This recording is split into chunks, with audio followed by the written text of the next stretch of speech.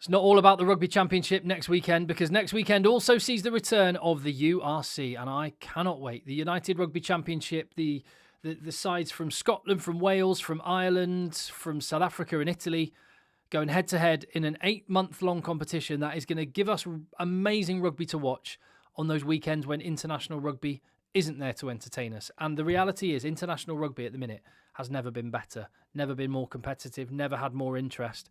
And there is a big drop-off to the level of interest that there is in competitions like the URC. So if you, like me, recognise just how good this competition is and you want to help spread the word, it's even more important than normal that you drop a thumbs up on the video, leave a comment in the chat down below, help the algorithm gods to help me find potential fans of the URC, because this competition is amazing. And like I say, at the very top level, with those very top teams, when they are stacked with international talent, is about as close as you get to international rugby. Only you have the local pride and bragging rights at stake. When Leinster play Munster, when Stormers play Bulls, is there more intense club matches anywhere? It's so good. I think the reality you have to acknowledge, and I'm going to go through all of the teams, the squads, what I expect to happen through the season, and just a general preview of the new season. I think one of the things you have to acknowledge is that at the bottom end of the 16-team league, it's not as strong, and there are quite often some mismatches. And when the international players aren't there, it can be a little bit less interesting to watch. So the bottom needs to get better if the URC is really going to get people interested and engaged. Also, a global calendar just needs to get sorted out. People need to get around the table and sort this out, because this weekend, that first fixture, the curtain raiser for a brand new season, Stormers in Cape Town against Leinster, the champions. On paper, what a way to start a new season. The reality is, it's Stormers without the Springboks. It's Leinster without their British and Irish Lions. So you aren't going to have Sasha Feinberg, Ngomazulu, Damian Willems, Cobus Reinach. For Leinster, you're not going to have travelling over from Dublin Andrew Porter or Dan Sheehan, Tyg Furlong, Joe McCarthy, James Ryan, RG Sneyman, Caelan Doris, Josh van der Fleer, James Lowe, Jamison Gibson Park, Gary Ringrose. Oh my goodness me, their squad is ridiculous, isn't it? Hugo Keenan as well, didn't even mention him. You're not going to have any of those players. I don't know how you solve this. They've got to find a way to solve this somehow. I don't know what the answer is. But anyway, I can't wait for it. What I'm expecting to happen, this is my prediction for the season before the season has started, is that Leinster are the red-hot favourites to retain their title. They always are the favourites, and they've only just managed to win it for the first time just now, a few months ago. Bulls, with the recruitment they've made, and I'll come on to that, I think they are well-placed to really push them this time. And I also think making the playoffs will be Glasgow, Munster, who are always there or thereabouts, Sharks and Stormers as well. And of the remaining teams, the ones that I expect to be pushing for the top 8 spots, a couple of the ones joining those 6 teams in the top 8, Ulster, Connacht, Edinburgh, Benetton. Could be a surprise package from elsewhere, but that is my best guess at what would happen. But if you knew what was going to happen, you wouldn't bother playing it, would you? That's the joy of sport. So, in terms of the players that have leaving the competition, lost to the URC, Geordie Barrett's sabbatical from New Zealand. He's gone back home. He goes home with a winner's medal in the URC. Juan Ignacio Brex has gone to Toulon in France, a massive blow for Benetton and breaking up that Brex and Cello centre partnership. And Tom Jordan, a big blow and a big hole left for Glasgow Warriors. He was able to play brilliantly at 12, slot in at 15, play 10. And a big loss for Glasgow Warriors. Big boost for the Gallagher Prem. In terms of the players that are coming in, and I do think the league has been strengthened overall when you look at the players that have come in. Rieko Ioane is going to be on a sabbatical to Leinster. Here, one question. If everyone was fit and it's a big game, will Rieko Ioane even start for Leinster? That is how good their squad is, that you can actually genuinely ask that question. It's crazy. Joano Augustus could be a massive game changer for Ulster. He will give them real go forward, and he's more robust than some of the guys they've had coming in to do that job. He should, touch wood, stay fit for most of the season. He tends to anyway. Cobus Reinach is going to be an extra little piece of the jigsaw for the Stormers in what is a dazzling backline. They could be so much fun to watch when they are at full strength. Angus Bell, number 2.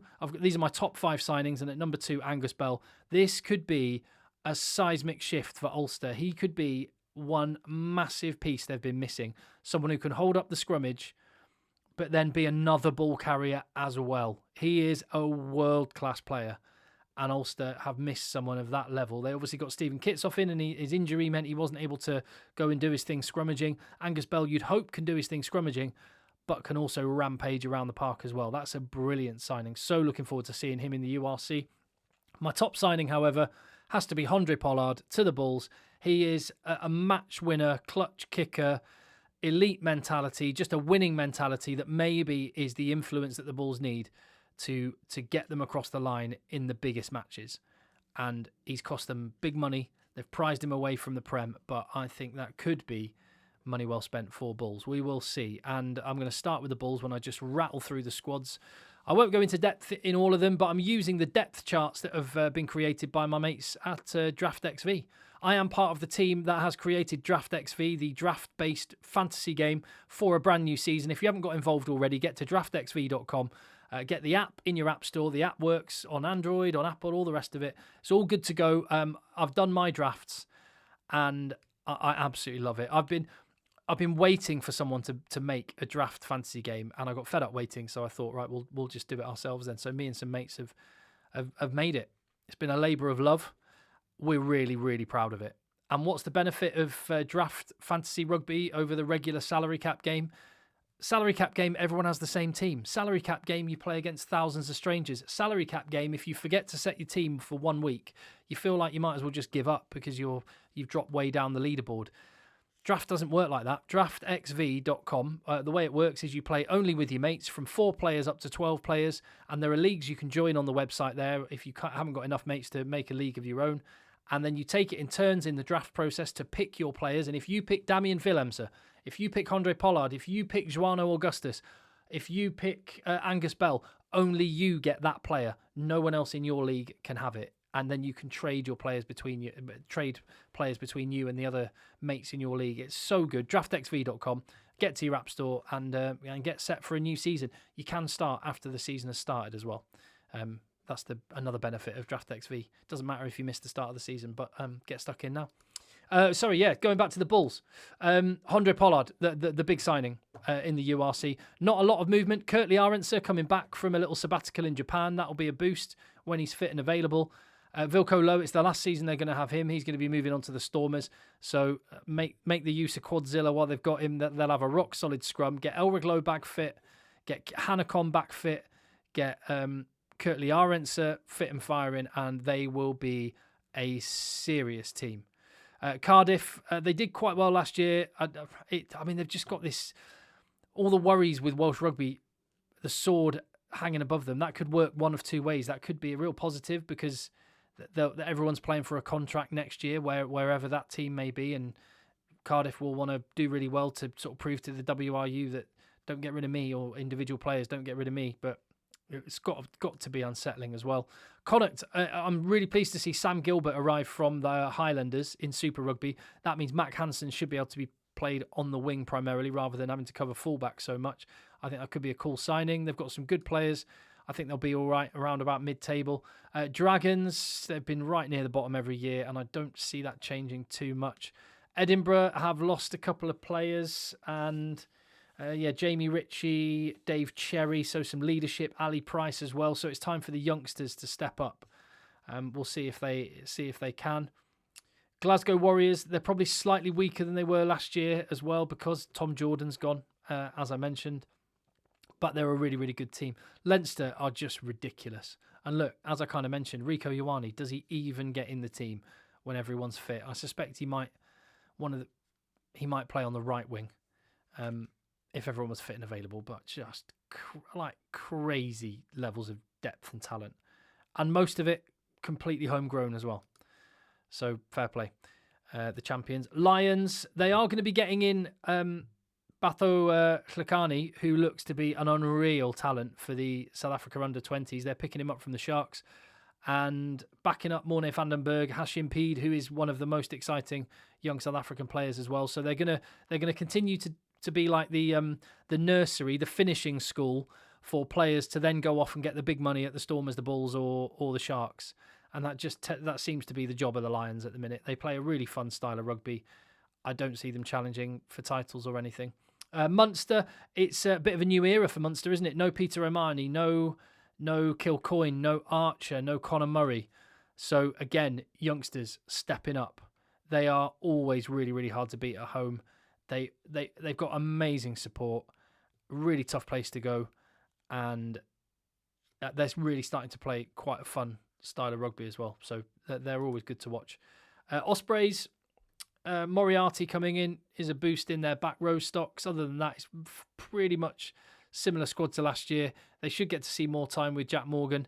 No British and Irish Lions. And hopefully he's not going to be carrying Wales all on his own. What an absolute hero. But they've got good players. And when they're all fit and available, they can be a challenge, especially at home. But obviously all the stuff going on in Welsh rugby, we'll see. The Sharks, it's about time they delivered on their promise. And actually consistently, week in, week out, delivered. What a squad, which has been strengthened by Edwill van der Merwe. So Makazole Mapimpi in that depth chart there from the guys at DraftXV.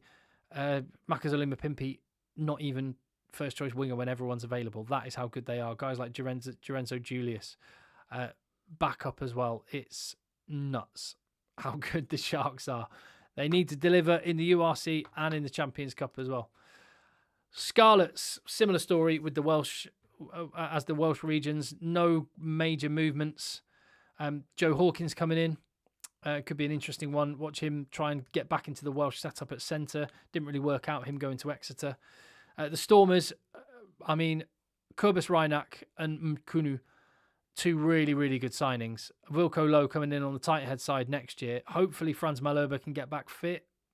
We'll wait and see on that one. But yeah, that backline is unreal. And I just cannot wait to see everybody fit and playing. No Marnie Lebock as well. Actually, I should have put him on one of the players that's left the league. Marnie Lebock, maybe the best player that is no longer in the URC. Ulster, good signings. Angus Bell, Joano Augustus. Love those signings. Both big ball carriers, and that will make a difference. It's a really young and exciting team. When they get a few injuries, they start to get a lot weaker. But when everyone's fit and available, proper rugby team, that. And I think they could surprise some people this season. And Zebre, good season last year, their best ever. Can they back it up? It's going to be tough. They've got a lot of spirit between them. They've got some really good, fast outside backs.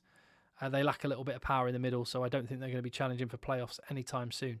But there is a little preview of the URC. Like I say, Leinster Bulls should be away on their own. It's a long season, and who knows? Who knows? I just know I cannot wait for it to come back. Friday night, we've got the games beginning, then the Rugby Championship on Saturday, along with URC on Saturday as well. And on we go. Like, as I said at the very start, if you're still watching this, you must really like the URC. And if that is the case and you haven't already chucked a little thumbs up on the video or put a little comment in the chat down below to help the algorithm gods and subscribe to the channel as well, then please do so. And I will see you on the next one.